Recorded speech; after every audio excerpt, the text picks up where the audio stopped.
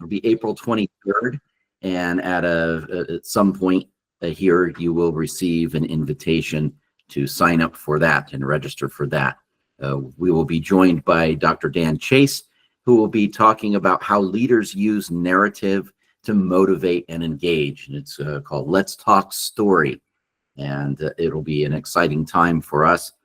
And just to mention, this was going to be the topic earlier this month. However, Dan couldn't make it, and he will be with us next month. So if you did register for that earlier in March, you will need to register again because this is a new event.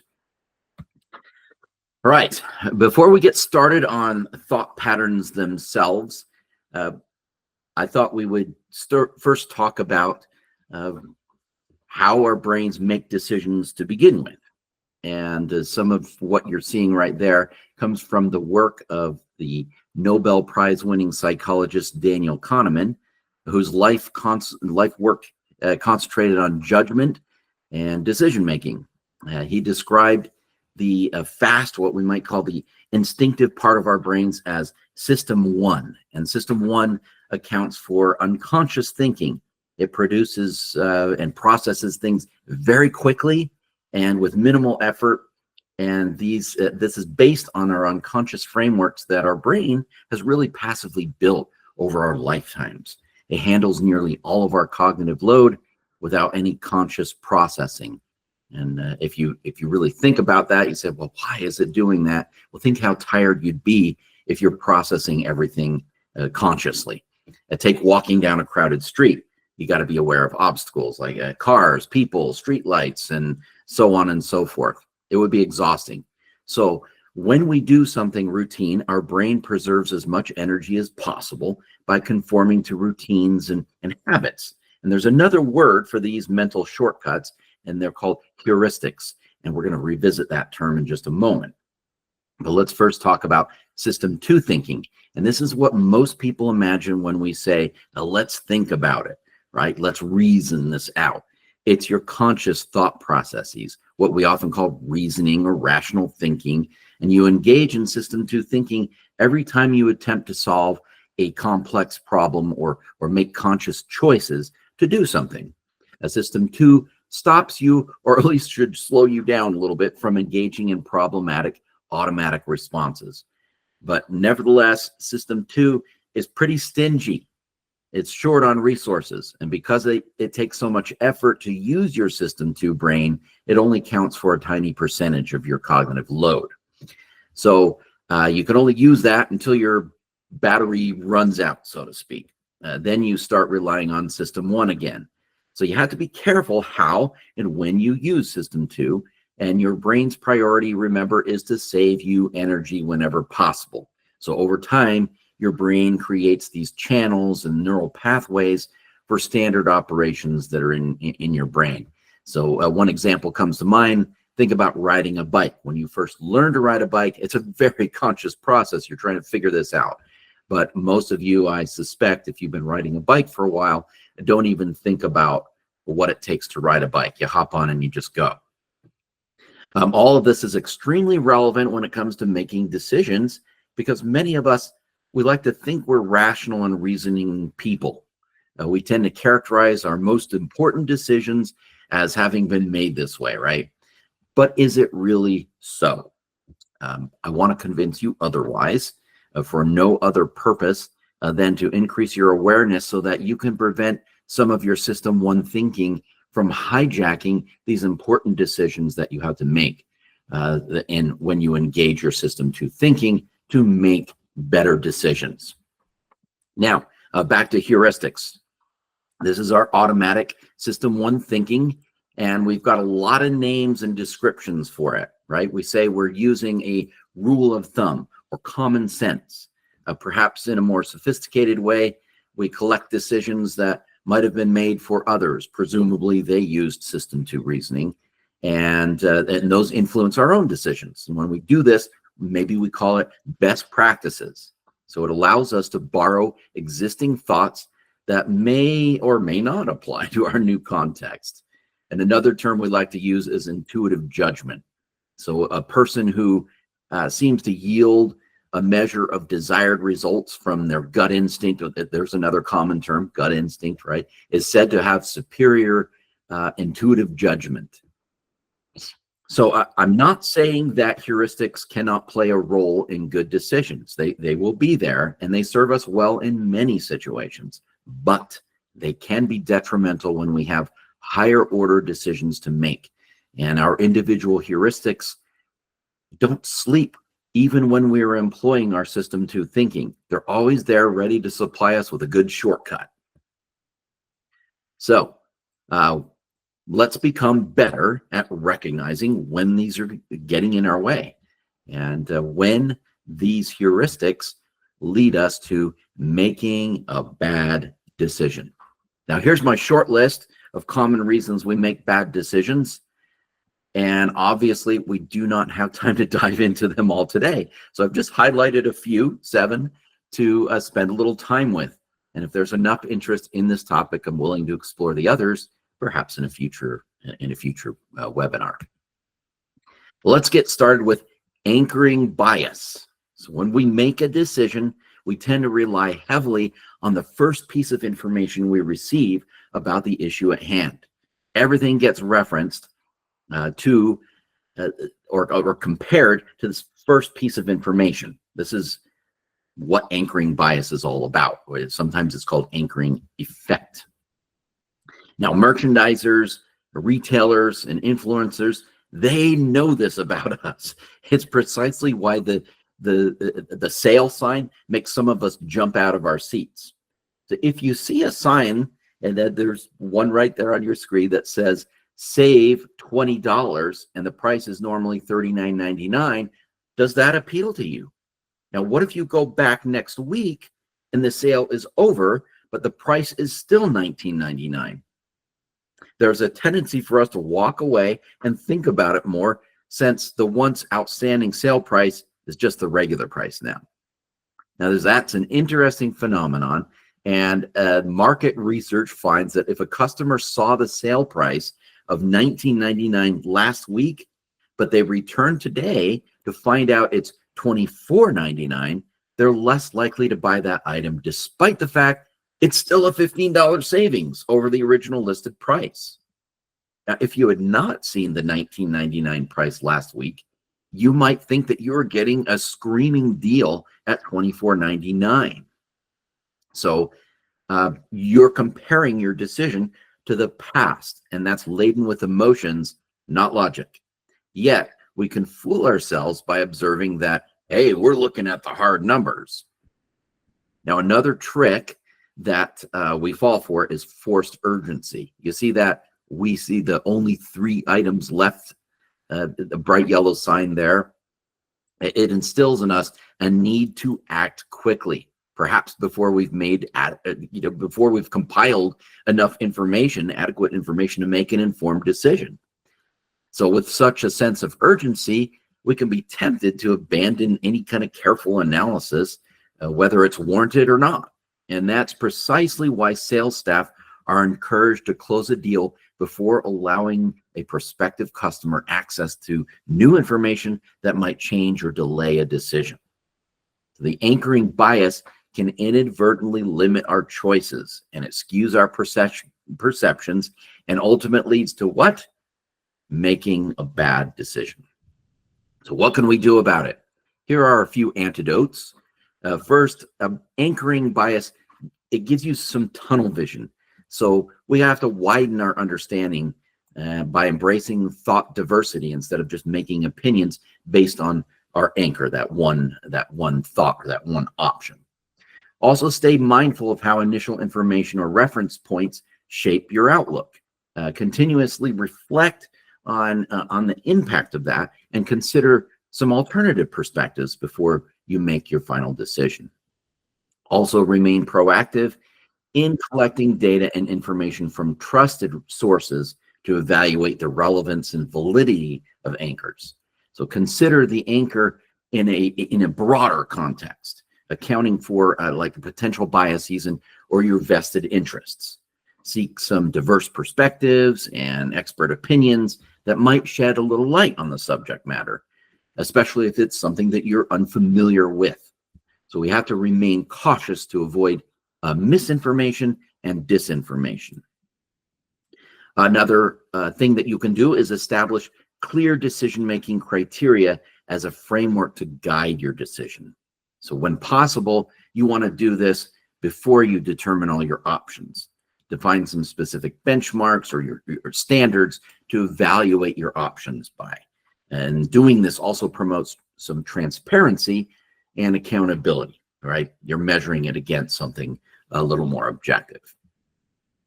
All right, finally, take a step back and give yourself time to reflect on the situation. But saying that, time isn't sufficient by itself.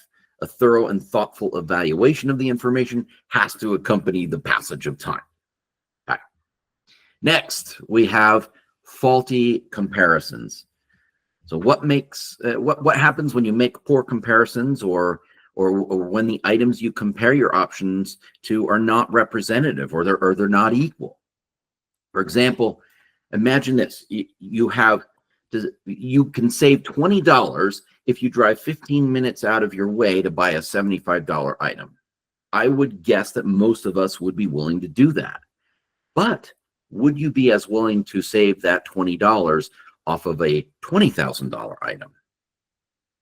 Interesting, because it's the same Andrew Jackson bill, my friends. Regardless of how expensive the overall product is, you're still saving $20. Yet somehow psychologically, studies have shown that we lose sight of $20 savings when we're looking at a larger overall price tag. This is an actual example that was repeatedly found in psychological research. So when we're making decisions, we often make rapid and arbitrary comparisons that just don't line up. So let me give you a more specific example. You've probably noticed the shrinking of many of your grocery products. And when we walk into the grocery store, what do we look for first? Well, often, for most of us, it's the overall price, and we fixate on that one measure. So many manufacturers, maybe you've detected this, started to reduce size and weight rather than changing the price, because they know that that is our preferred method of comparison. Now, interestingly, the producers who decided to do the opposite, raise prices instead of reducing the sizes, experienced revenue loss. So why is this? Consumers went with the less expensive product, which, wait for it, was the very same price per unit as the larger one. In fact, consumers had some preference for products that were more expensive per unit when the overall price was cheaper. Now, you might want to argue that, well, I wanted the smaller package, but I'm going to claim faulty comparison. Faulty comparison, it gives us all the illusion that we've made a careful and conscientious decision, when in actuality, we've really just made what? A bad decision. There are other faulty comparisons we can make. Let's take, for instance, the shifting comparison. This happens when you compare choices today when those choices may be obsolete tomorrow. So I have two products in front of you, product A, product B. Product A is solid, but product B allows you to get to the data twice as fast as product A. Also, product B is mobile, product A is stationary. So you can bring it with you. Bring product B with you. So given these two critical criteria, it seems like a no-brainer. Yeah, let's select product B. Well, congratulations. You acquired a faster, more mobile 8-track player for all your future needs. I'm guessing this will not serve you very well when you return to your office. But what makes sense when you're considering your options in a vacuum may completely miss the strategic objective when you take a broader view in making the decision, right? Okay, so here are some key strategies to avoid faulty comparisons. The first one is to identify the criteria, right? We talked about that last time. It's also good for this. Clearly define the key aspects that you're comparing before you're making a judgment. Once you get into the judgment zone, you tend to bend those criteria to fit the choice that you're leaning toward. So make the criteria, set the criteria beforehand. Don't let surface level similarities automatically lead to a comparison. As things might appear similar at first, but they have some significant differences, right? Maybe we could all avoid laziness by gathering sufficient information. And sometimes, obviously, this takes a lot of time. And sometimes we avoid the work of due diligence because it takes this time and energy. However, we're relying on limited information, and that may not allow us to make a comprehensive comparison. Finally, we have this, the last one here, asking for feedback or considering multiple perspectives. Seek that input from others.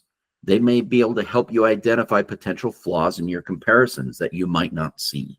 Now, try to look at this situation from different angles and consider counter-arguments.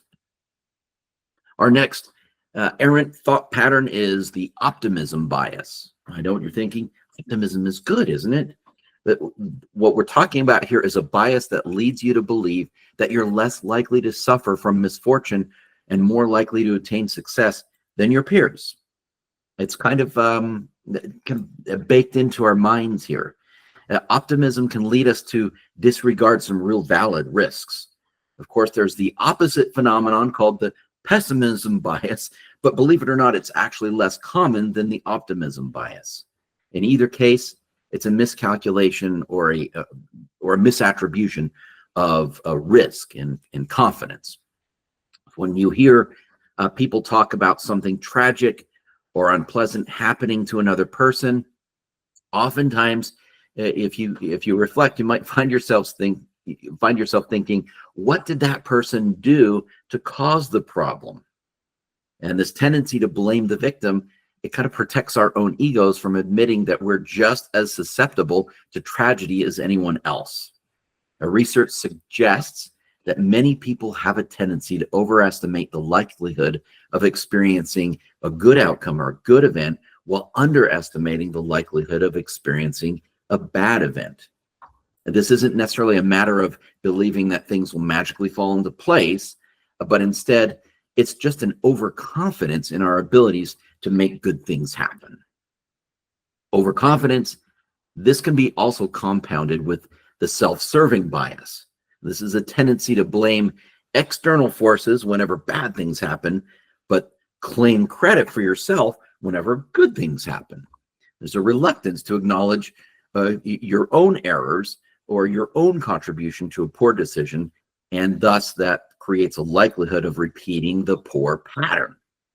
Similarly, if you erroneously attribute success to your team's superpowers, you might, or maybe your superpowers, you might be surprised when you discover there were other factors that were equally important to that success.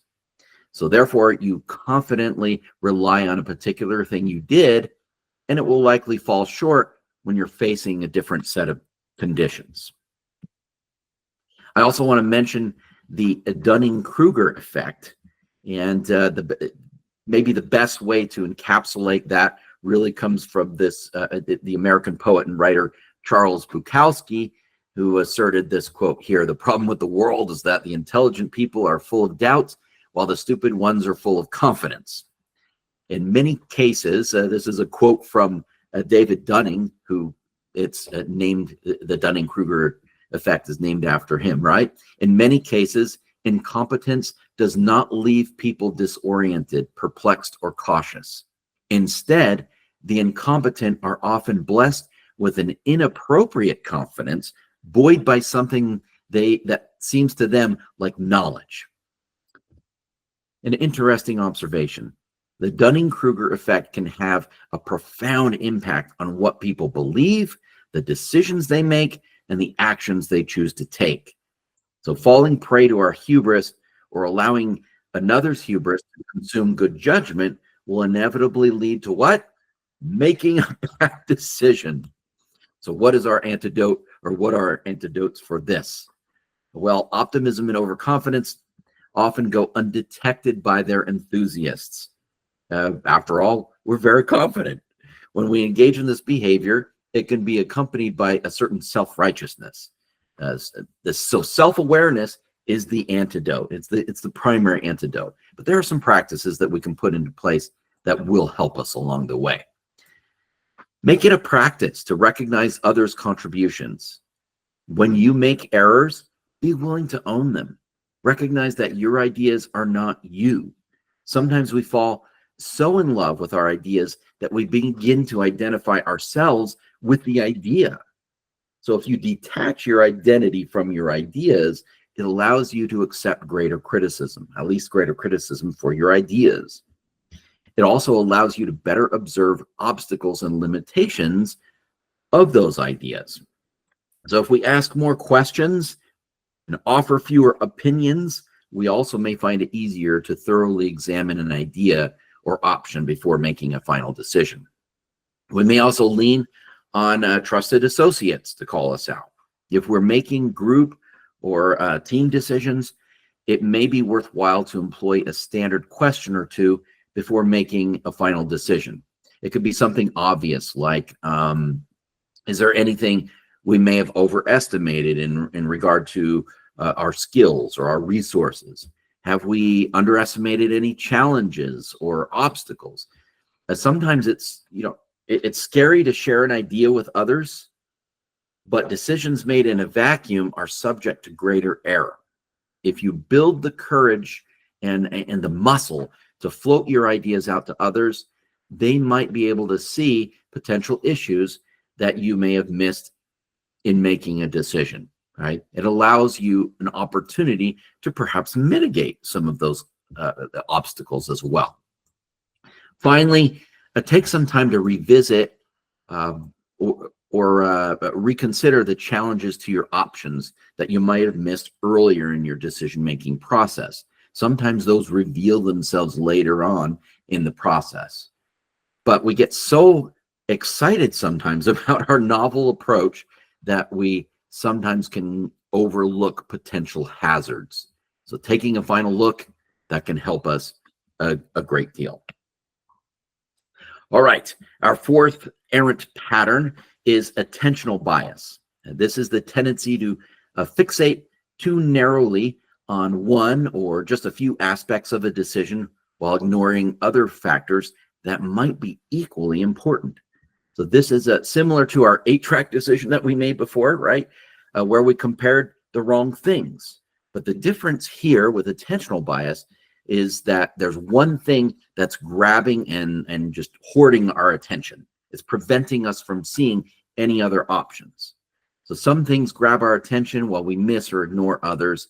And our life experiences or our job experiences too can flavor our decisions, right? We've seen this before, or we've seen something similar before, and therefore we assume the same will happen again. So it creates some blind spots or fixations that can inhibit better decisions. We need to look at it more rounded. So as an example, I had an acquaintance who pursued a career in marriage and family therapy. When he was young, he experienced the bitter divorce of his parents, and he had a difficult time perceiving divorce as a reasonable choice in any circumstance. And his attention was fixed on a particular idea, one that was fixed on his painful experience. But he recognized that he either filtered or blocked any solution that involved dissolution of a relationship. So it was necessary for him to expand his attention to situations and experiences that challenged his bias so that he could give good counsel in working with clients. So to counter attentional bias, it's necessary to expand your view beyond your default perspective. Make a deliberate effort to not let your focus be solely drawn to information that confirms your existing beliefs or emotions. And here's a few ways you can do that. When we pause the process, When we become fixated on just one stimulus or one factor or one solution, it's easy to race forward with a poor decision.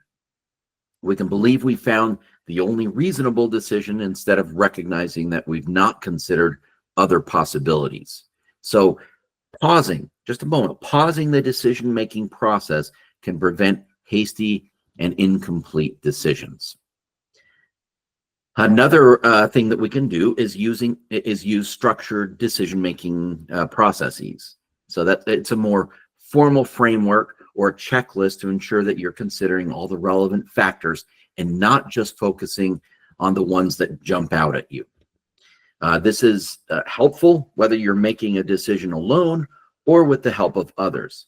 And it can also be helpful to run your logic past a trusted colleague who might be able to identify other alternatives that you missed. The third one I have there for you is to practice a devil's advocate approach. So when we make decisions, consider the opposing viewpoint that will help you identify blind spots.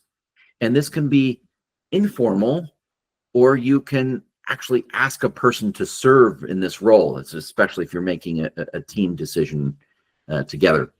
You might also consider a few questions to check your decisions against.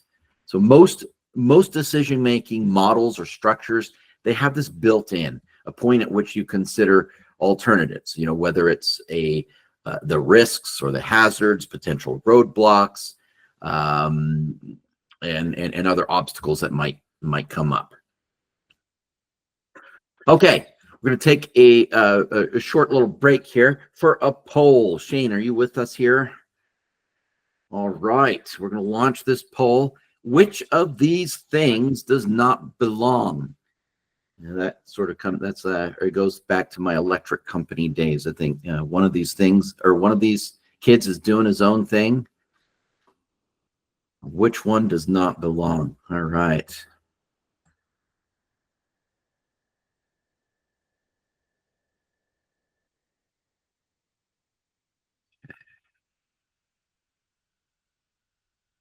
I see a lot of D coming in.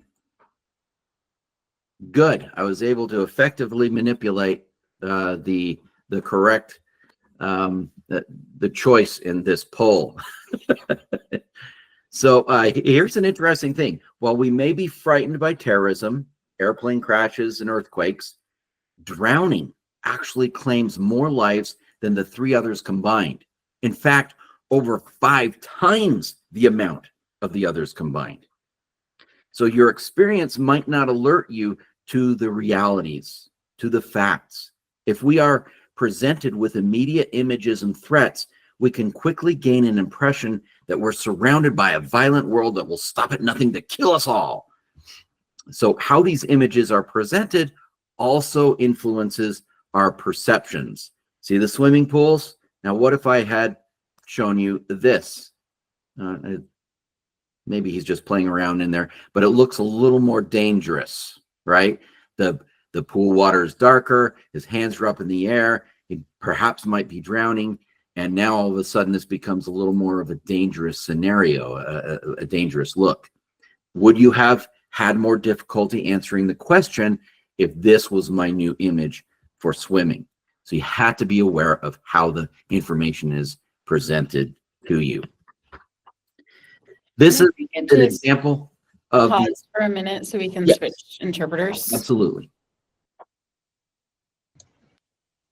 Okay, we're good. All right. So this, what we just experienced in that poll, is an example of the availability heuristic. It relies on information that comes to mind quickly because it's available, right? It involves estimating and the probability of risk of something based on how easily examples come to mind. So if we can think of a lot of examples, then we assume it happens frequently. The images I showed you in the previous slide are perhaps dramatically dramatically presented. I chose those on purpose, and you might even call them sensational, right? They're more likely to stay in your mind. They're available. If you can quickly think of multiple examples of something happening such as earthquakes and airplane crashes, you're going to believe that it's more common. The availability heuristic, it can spawn another problem that we have as well, called false consensus effect. And that occurs when we make some assumptions based on what seems very apparent to us. And when this happens, we often assume that everyone else sees it just like we do. But this might not be the experience of others involved in the decision. And the issue may not be apparent to them, or they may simply not experience the issue the same as we do. So I recently watched a film nominated for numerous Oscars. I won't tell you what it was because you might hold it against me. I didn't care for it. There were a number of shortcomings that stood out to me. And as the movie concluded, I stood up and exited the theater with a disappointed scowl. I had an impression that others in the theater surely must have had the same experience. After all, we saw the same exact film. So I got to the lobby, and there were lots of people discussing how impressed they were. It was the best movie they saw this year. How could this be? Well, I was ready to tell everyone in line, don't waste your time. It's quite likely that they would have completely disagreed with me.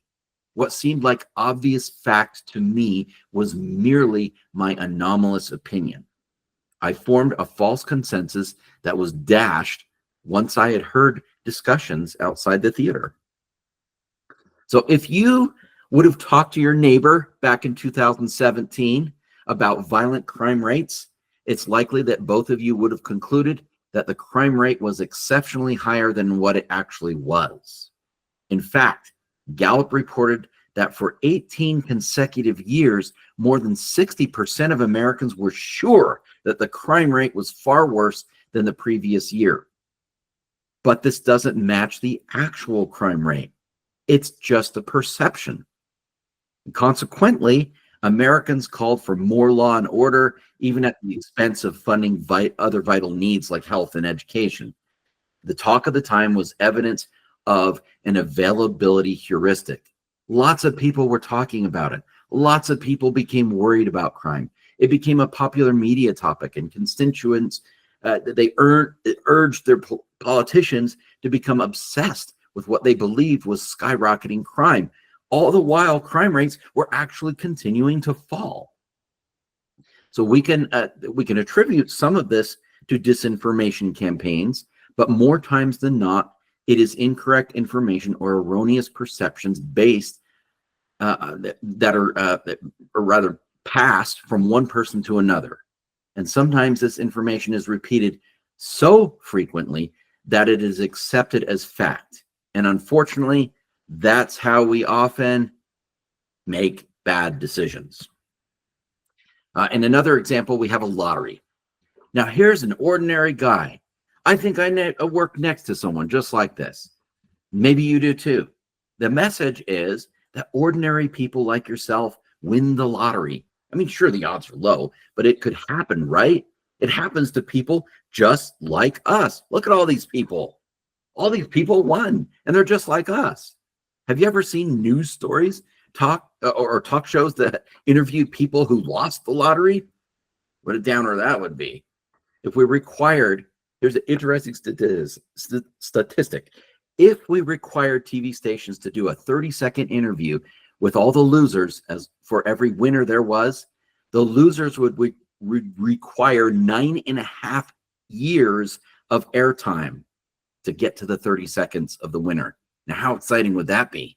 But I'll tell you what, if you watch 9.5 years of losers to get to one 30-second clip of the winner, I bet none of you would be enthused to buy a lottery ticket.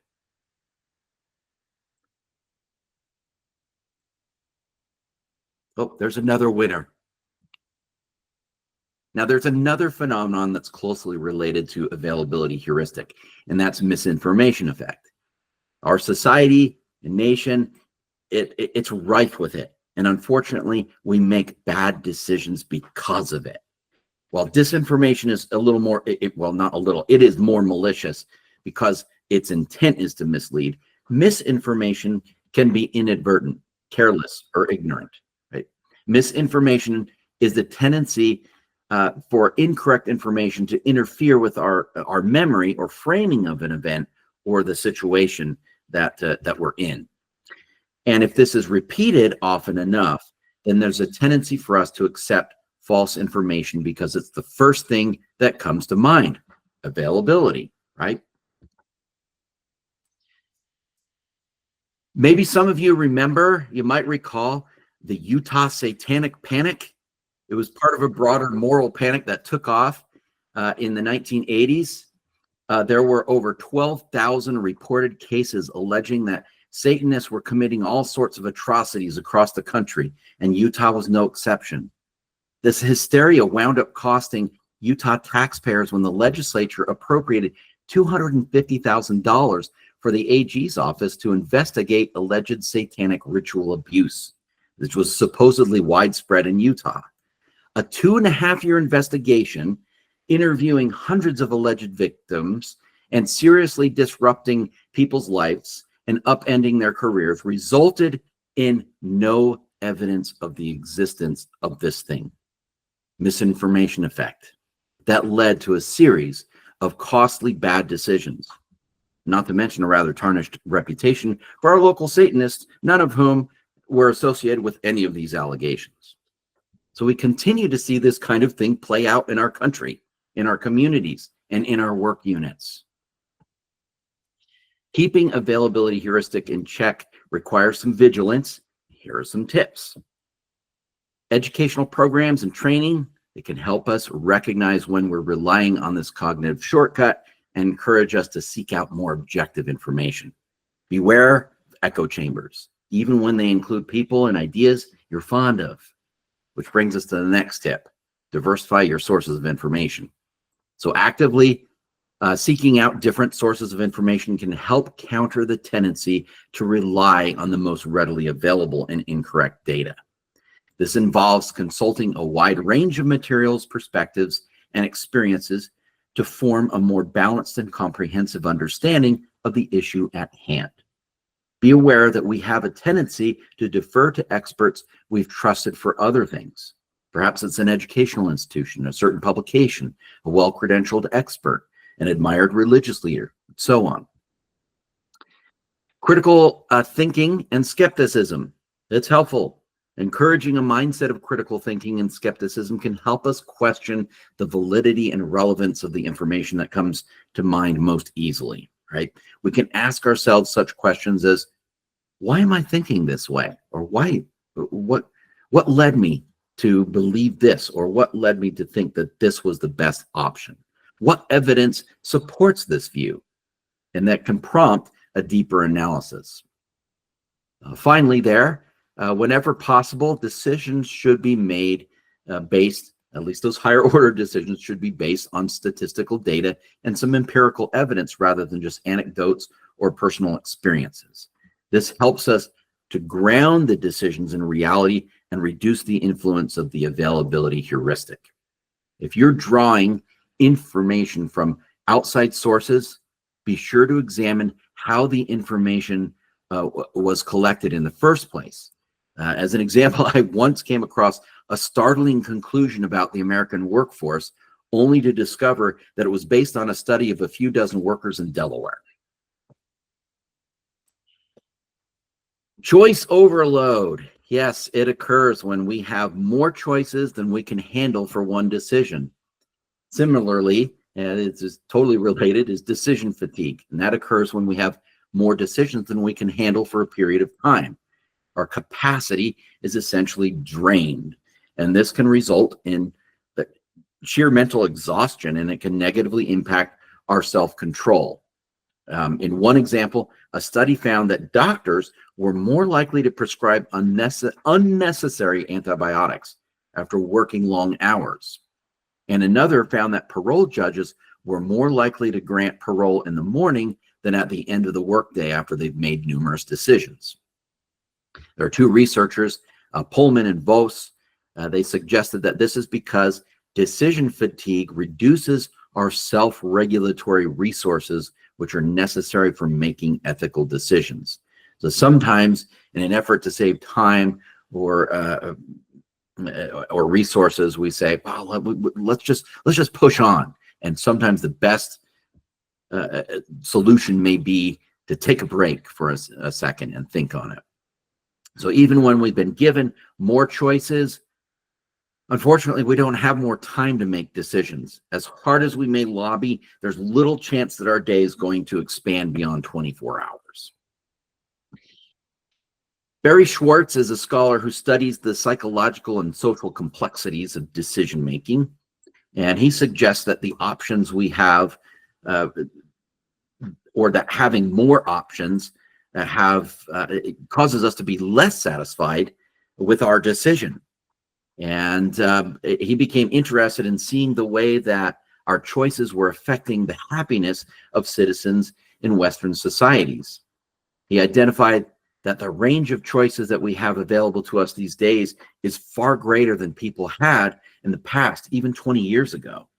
So the interesting thing is that consumer satisfaction hasn't increased as much as traditional economic theories might expect. More choices, more satisfaction, but it wasn't the case. And Schwartz calls this the paradox of choice. And so one of the tenets of Western societies is this concept of freedom.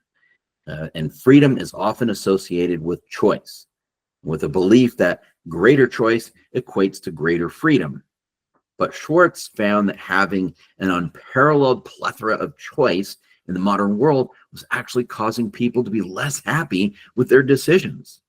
Instead of increasing decision satisfaction, having too many options made people less likely to be satisfied that they had made the best decision.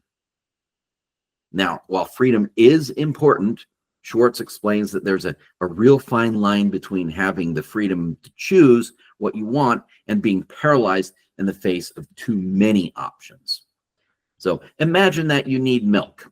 So you go to the grocery store to pick some up.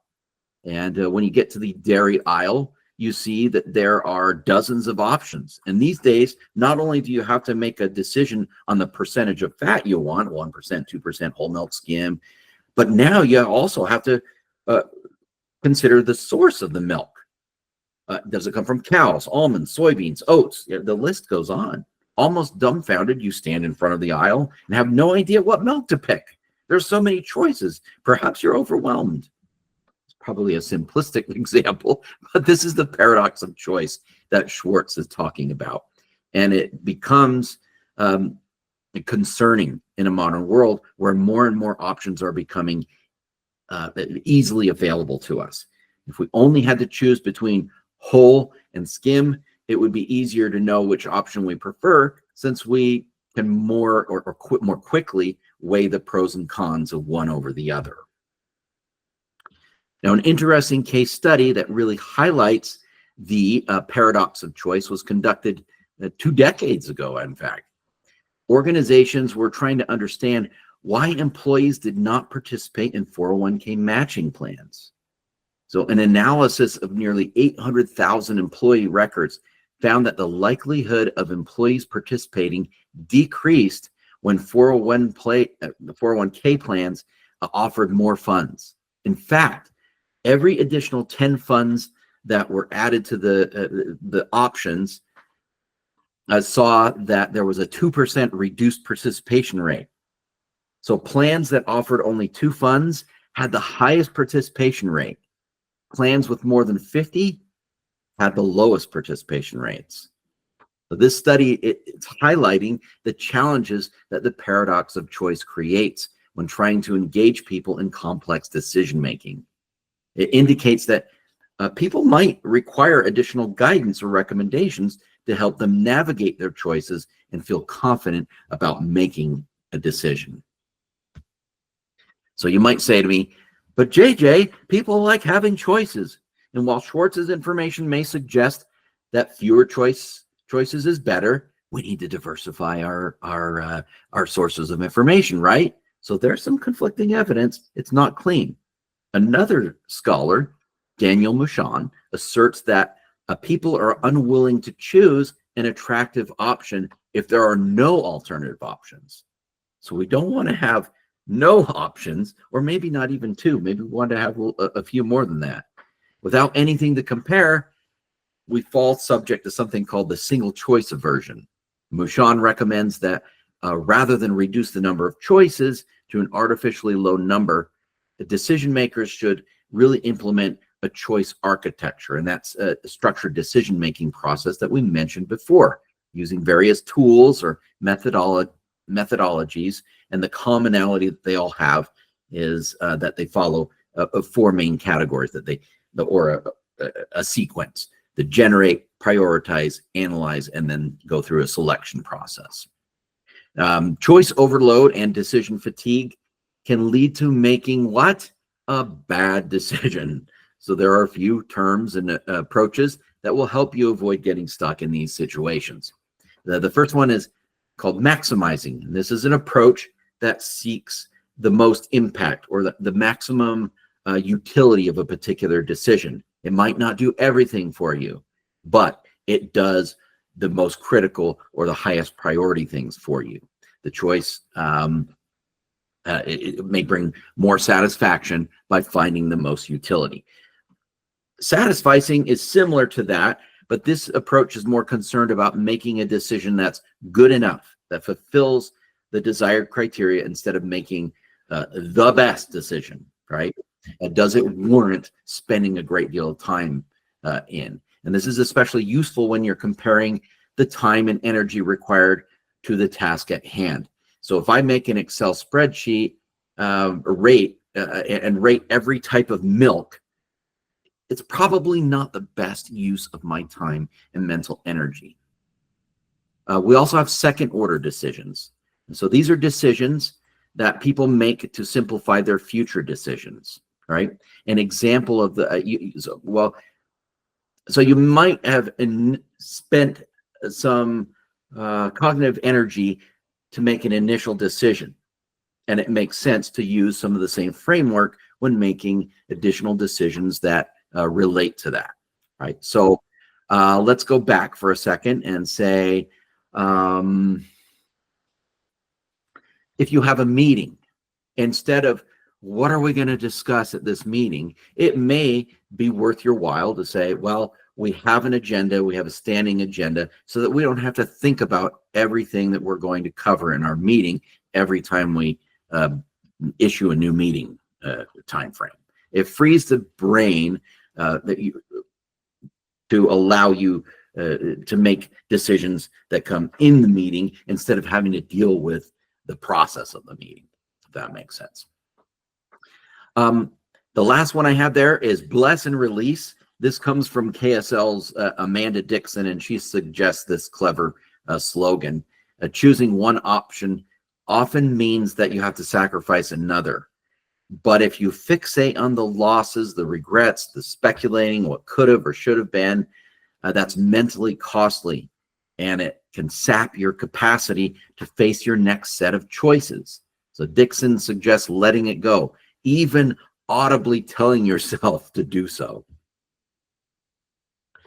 Now, individuals might change their choices or opinions based on the perception or the perceived expectations or influence of the people that are around them, right? People often make decisions that they believe will maintain a positive image or solidarity with others. They might need this for a favorable future assignment, a career advancement, a need to belong to an in-group, or they might simply wish to avoid conflict. And many leaders, they also create an environment where disagreement is discouraged. Whether by design or inadvertently, it can undermine good decision-making. Good decision-making, whether it takes place in a group setting or not, is prone to social pressure. So remarkably, when people make decisions with others, it's not uncommon for individuals to favor decisions that might not align with their own personal beliefs or best interests. One example that comes to mind of this type of social pressure is called the Abilene paradox. You may have heard of this. The Abilene paradox is a group dynamic where people agree to a course of action that nobody really wants individually. It occurs when people suppress their true feelings or concerns in order to reach an agreement. And this fun term was coined by Jerry Harvey, who was a business consultant and educator. And he had this experience where he and his family made a decision to drive 50 miles in the hot Texas sun with no air conditioning to Abilene for dinner, despite the fact that nobody in the family wanted to go. So it went a little like this. After they got to Abilene and they're on their way back, Dad disingenuously remarked, "Well, that was a great trip, wasn't it?" And Mom replied, "Actually, I would have rather have stayed home." So Harvey, he chimes in, "I only went because I thought the rest of you wanted to go." And his wife said, "Well, I went along to keep you happy." Dad explained that he only suggested the trip because he had the mistaken impression that everyone was bored at home. So perplexed by the unanimously unwanted decision, they reflected on what happened to compromise good decision-making in this situation. Abilene paradox is essentially an inability to manage agreement. There's a similar phenomenon that's an inability to manage disagreement. We call that groupthink. Groupthink occurs when critical thinking yields to a desire for harmony. So in a group, objections can sometimes be seen as uncollegial. An oft used example is the Space Shuttle Challenger accident. So solid rocket boosters were constructed here in Utah by a company, Thiokol. Sensitive O-rings between the boosters were observed to fail when they were subjected to low temperatures. And it was believed that these O-rings would likely be compromised in the temperatures forecast for launch day. Roger Beaujolais was one of the 4 engineers who objected. Nevertheless, various pressing parameters and expectations ultimately led NASA managers to proceed with launch. They acquiescing to the pressures. Now, everyone was anxious for a launch. It was the first launch carrying a school teacher, something that renewed interest in space travel because the space travel by that point had become almost routine. Future funding, career advancement, a host of other issues only added additional pressure. The school teacher was Krista McAuliffe. And Miss McAuliffe was a beloved social studies teacher in my home state of New Hampshire. Her 2 children, Scott was 9 years old and Caroline was 6. They excitedly watched the launch from the roof of the Launch Control Center. I was a teenager. I watched the launch in a classroom on a rollaway TV alongside my science teacher, who was one of the final astronaut candidates. But Miss McAuliffe had edged her out. It was a big deal to us. 73 seconds after liftoff, the spacecraft exploded. Beaujolais was both haunted, if not tormented, by this bad decision. He was unable to stop it. It took a deep toll on his health. Rage, pain, guilt, depression, and physical maladies forced him into long-term disability. He spoke about groupthink, social pressures, ethics, and effective decision-making for the rest of his life, sharing warnings that we all can learn from, even when our decisions may not be a life or death. So here are a few lessons that bridge between social pressures and ethics. Beware of organizational structures that undermine good decision-making. Too often, individuals with the most pertinent information are nowhere near the locus of power. One part or section is passed to another to provide some input, and those smaller but critical decisions crawl up to the hierarchy. Higher in the structure, it becomes easy to minimize or dismiss decisions that were made by one individual or one unit.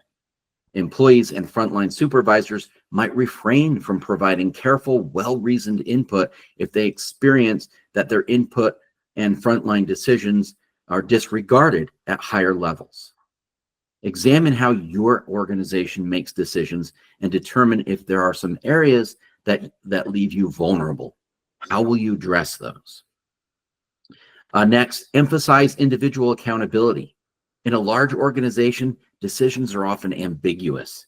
Decisions, they are often cast as collective responsibility, with nobody really quite sure who makes or made the decision or who is accountable for what.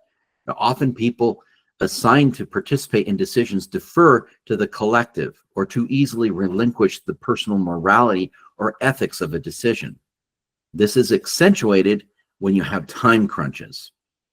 Consider providing some time for individuals to reflect on issues and develop their own opinions before engaging in a group discussion. As a leader, when you present a problem, also avoid stating your own opinion too early to prevent undue influence on the group. Deference doesn't always follow hierarchy either, but it usually accompanies power, and sometimes that power is exerted in expertise or reputation, social alliances, financial control, influence networks, and most nefariously, coercion. So identify the motivations and priorities in your decision. Understand what truly matters to you in a given decision and what truly matters to others involved in that decision. How does it affect them? Are decisions aligned with these priorities and motivations, or are social pressures climbing over these priorities?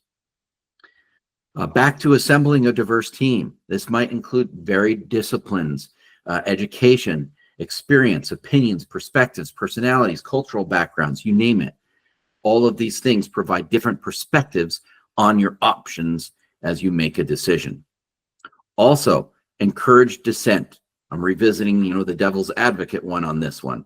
Build room for dissent by formalizing opposition, especially if your decision-making team lacks diversity.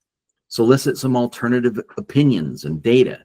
When you perceive some social pressures happening, you might even wish to challenge your preliminary agreements.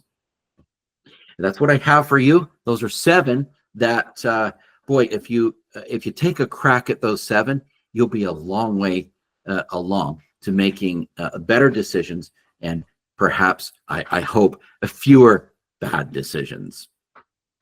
Coming up, once again, I want to bring attention to the opportunity for you to attend Let's Talk Story by Dr. Dan Chase, How Leaders Use Narrative to Motivate and Engage. That will be on April 23rd at 10 a.m. And please be sure to attend that. Thank you all for being with me today. And I wish you well. And I hope you have an opportunity to enjoy this wonderful weather as well.